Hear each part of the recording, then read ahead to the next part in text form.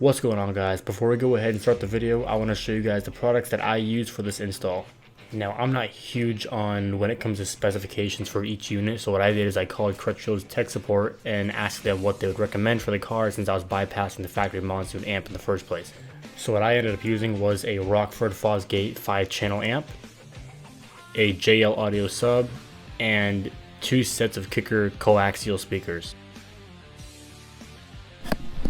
These back speaker spots, all I'm going to do is get my wire that I have for my roll. I'm going to get it and make crimp connectors onto the new terminals that go on the back speakers. So I'm going to do this because it'll go in through this little slot right here. It'll sit in like that. What we'll do from here is use some of this cloth wrap to wrap around that. And now we got them connected on there. Got our tape all done for here. And then all I gotta do is make sure it goes in that spot right there. Push it through. And then just mount it in with the holes. When you mount these things, kind of be aware of these mounting points. This one wanted to come out a bit, but every other one kind of went into place pretty okay. And they're all nice and snug. Don't get them too tight. You get them too tight, you can crack the plastic along the speaker. So to kind of get it snug, usually you want to use a hand Phillips screwdriver just to make sure you don't over torque it or anything. Those wires I ran back along here, tucked them under here, going all the way through here, and come out here because I'm going to mount my amp right in here, so I'm going to give it room, more slack, more than I need, just in case I got to mock it up. The second one I had it from back in there, routed up through here, and it came out right here. So got that one in, and that one in.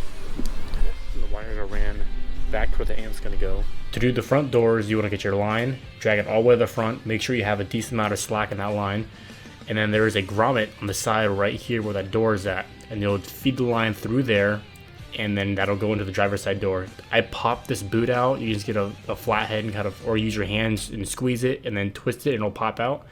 Feed it through there, and then you can feed it through the other end, and then you'll pull it through the door. It seems like a pain in the ass, but in reality it only took me about 10 minutes to pull it through there. It wasn't that bad each side. I did all 4 speakers probably within an hour and a half wired up. It's pretty simple on these cars. As you can see, we have our wires all taped up and ready to go for the speaker. Now all you gotta do is just plug them in just like the backs, and then you mount them to the bracket on the door. For my speaker wire, I decided to run it through the side panels on each side of the car and then direct them towards where the amp's going to be at. And in my case, the amp's going to be on the passenger side rear, so all my wiring went to the passenger side rear. For the amp wire, I pulled the PC mount. You got 2 10 millimeters on the bottom right here. Then I pop this tab. There's another tab behind here for this cowl to lift it up a bit. And I pulled it all out of there, and there's a grommet, as you can see right here. We're gonna punch our power line through there, feed it up into here. Now there's the battery. It's worth noting that when you install your power cable from your amp, you will need an adapter for the positive terminal in your battery, which AutoZone or O'Reilly's or your local parts store should sell for about $8.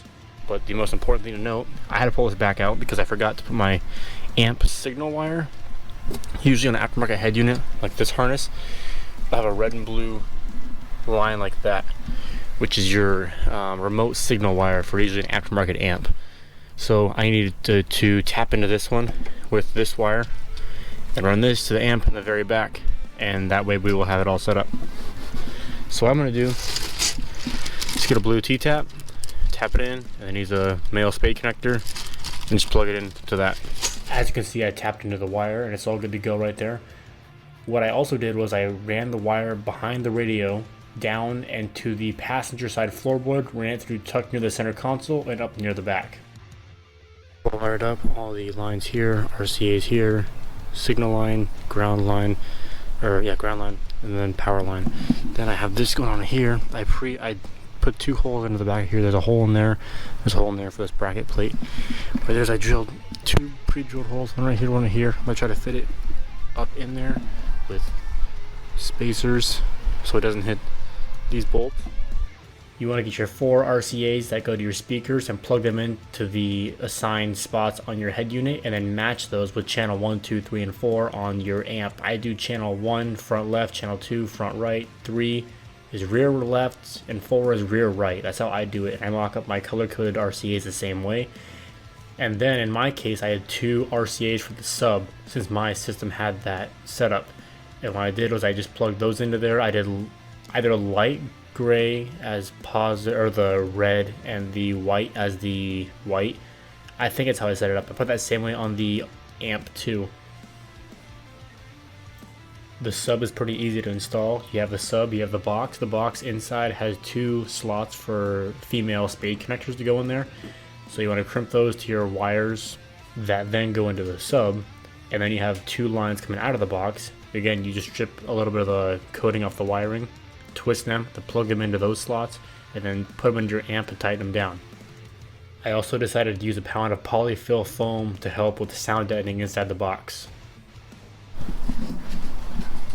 Alright, so I got the amp all mounted up in here. I don't have that bottom left one mounted up because it's just too much of a pain for me to get in there. Plus it's pretty sturdy where it is. My only worries about it right now is that it touches back here and touches there, so it may rattle. If it does, I'll get some rubber insulation and kind of wrap it around there so it doesn't rattle.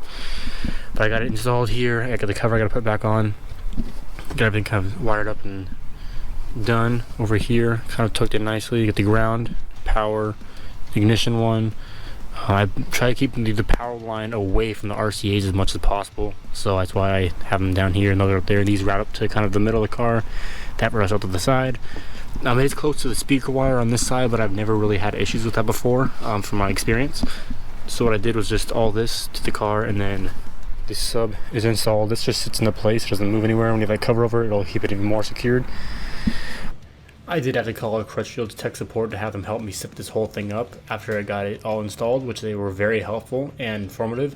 I got the system running and it sounds really good. My only issue is the staging. I'd rather have tweeters in the front to be higher up than on the floorboards. That's my only gripe with it, but it sounds really good.